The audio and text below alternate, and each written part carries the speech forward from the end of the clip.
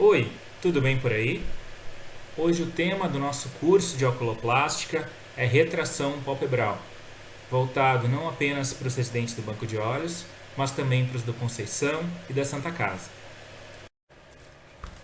Na posição primária do olhar, o normal é a pálpebra superior cobrir 2 milímetros o limbo superior e a pálpebra inferior tangenciar o limbo inferior. O conceito de retração palpebral, pelo CBO, é o deslocamento da pálpebra em direção ao redor do ósseo correspondente, representada pela exposição da esclera entre o limbo e a margem palpebral, que a gente chama de scleral show. O mecanismo fisiopatológico está relacionado ao encurtamento da lamela posterior da pálpebra, seja ele cicatricial ou cinético. Vai ocorrer um aumento da fenda palpebral e pode ocorrer lagoftalmo e ou ceratite de exposição. Pode ocorrer apenas um desconforto estético até um risco de perda de visão relacionado a uma úlcera ou alguma outra manifestação grave na superfície ocular. A retração palpebral pode ter origem local, sistêmica ou no sistema nervoso central. Quanto à etiologia, a retração palpebral pode estar relacionada à orbitopatia de Graves, à compensação de uma ptose palpebral contralateral, ao recuo dos retos verticais sem proteção aos ligamentos, blefaroplastias intempestivas com trauma dos retratores e excisão exagerada de sequela de um trauma acidental, a síndrome de Marcus-Gunn, que na verdade a gente vai ter uma ptose palpebral e com o movimento da mandíbula, aí sim vamos ter uma retração palpebral, e ainda o estímulo simpático temporário, gerando uma retração palpebral. Em relação à medida da retração palpebral, eu trouxe aqui alguns exemplos. Na figura A, tanto a pálpebra superior quanto a inferior estão na sua posição normal, ou seja, a pálpebra superior cobre o limbo superior em 2 milímetros e a pálpebra inferior tangencia o limbo inferior. Nesse exemplo, o MRD superior mede 4 milímetros, o inferior 5 milímetros e a fenda palpebral 9 milímetros. Na figura abaixo dessa, na figura C, nós temos um exemplo de retração palpebral superior, com a pálpebra inferior na sua posição normal. A melhor forma de se avaliar a retração palpebral superior seria medir o quanto da esclera está aparecendo acima do limbo e então somar com os 2 milímetros que a pálpebra normalmente cobre o limbo. Nesse caso, como temos um scleral show superior de aproximadamente 1,5 milímetros, então a medida da retração palpebral superior vai ser de 3,5 milímetros.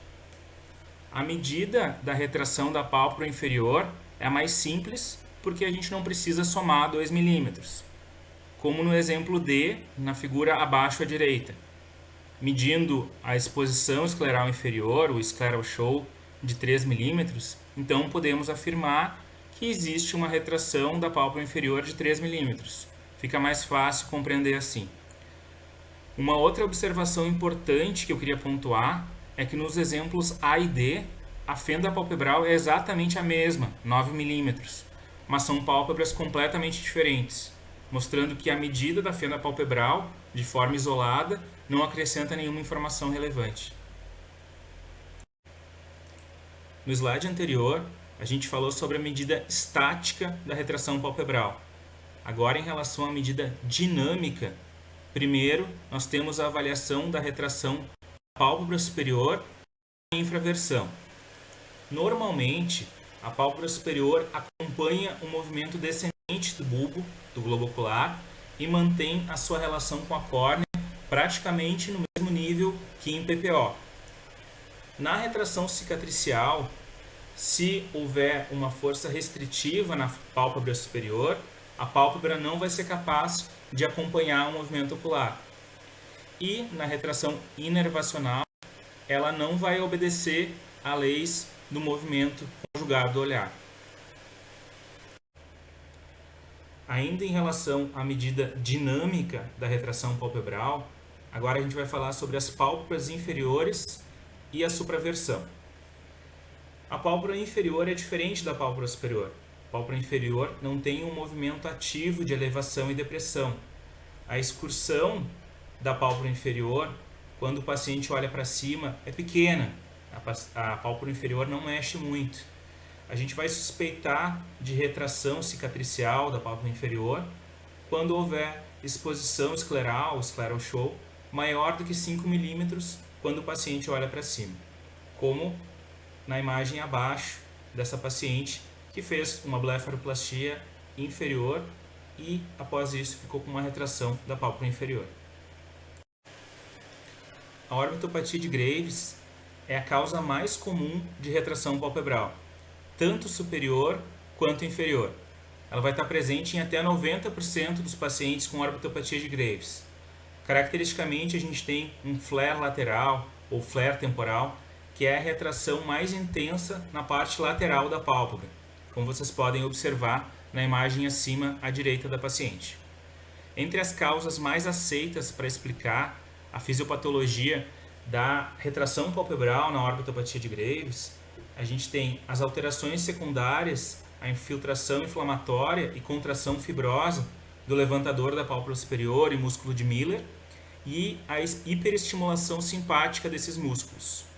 Outros fatores são a hiperação do levantador, associada cineticamente à hiperação do reto superior, devido à restrição do reto inferior e hipertrofia do levantador, além de proptose do globo ocular, que vai aumentar a exposição escleral. A retração palpebral, como compensação de uma ptose palpebral contralateral, está relacionada à lei da inervação simultânea, ou lei de Ehring. Se não for bem avaliada no pré-operatório, pode levar a um erro de conduta cirúrgica. A oclusão do olho com ptose ou elevação manual da pálpebra ptótica faz com que a retração palpebral desapareça. A retração palpebral pode ainda estar relacionada de forma iatrogênica a uma cirurgia de estrabismo vertical, quando, durante uma cirurgia de recuo dos retos verticais, ocorre então uma falta de cuidado na dissecção e reposição de conexões anatômicas entre o reto superior e o levantador da pálpebra superior, ou ainda entre o reto inferior e a fáscia cápsulo-palpebral do reto inferior. A retração palpebral relacionada à blefaroplastia vai ser muito mais comum na pálpebra inferior. Tem um risco maior de acontecer em indivíduos com órbitas rasas e frouxidão horizontal da pálpebra. Mais frequente quando ocorrem cirurgias agressivas sobre os retratores e bolsas de gordura. Ela pode ser de grande magnitude, a ponto de gerar lagoftalmo ou ainda distopia do canto lateral. Na pálpebra inferior, vai ocorrer por excisão exagerada de pele e tração do SMAS periorbital da ritidoplastia, que é a cirurgia de rejuvenescimento facial. O tratamento clínico da retração palpebral vai ser realizado com colírios e pomadas para controlar os sintomas causados pela exposição corneana. Casos leves de retração na orbitopatia de Graves e pós-blefaroplastia inferior podem regredir espontaneamente. A retração palpebral só deve ser operada 6 meses depois da estabilização do quadro. E existe, e é importante que se oriente o paciente, a possibilidade de mais de uma cirurgia para resolução do quadro. Agora falando em relação à correção cirúrgica da retração palpebral. A correção da retração da pálpebra superior é feita com cirurgias que se baseiam no enfraquecimento do músculo de Miller e ou do músculo levantador da pálpebra superior. A milerectomia é feita para pequenas retrações, em torno de 2 a 3 milímetros. Lembrando que a função do músculo de Miller é em torno de 1,5 a 2 milímetros. A gente faz a inversão da pálpebra superior, incisão conjuntival ao nível da borda superior do tarso para acesso ao músculo de Miller. Se faz a dissecção das suas aderências, a aponeurose do músculo levantador e conjuntiva em direção à fórnix superior. E então se faz a ressecção do músculo de Miller como vocês podem observar na imagem abaixo.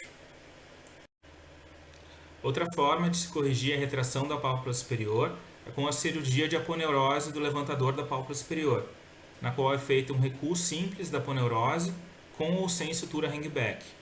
Pode ser feito via anterior, através do alongamento com miotomias planejadas ou colocação de espaçadores entre tarso e aponeurose, ou via posterior, que pode ou não ser associada à milerectomia. Os espaçadores mais utilizados são esclera e dura mater conservadas, fáscia lata e fáscia temporal.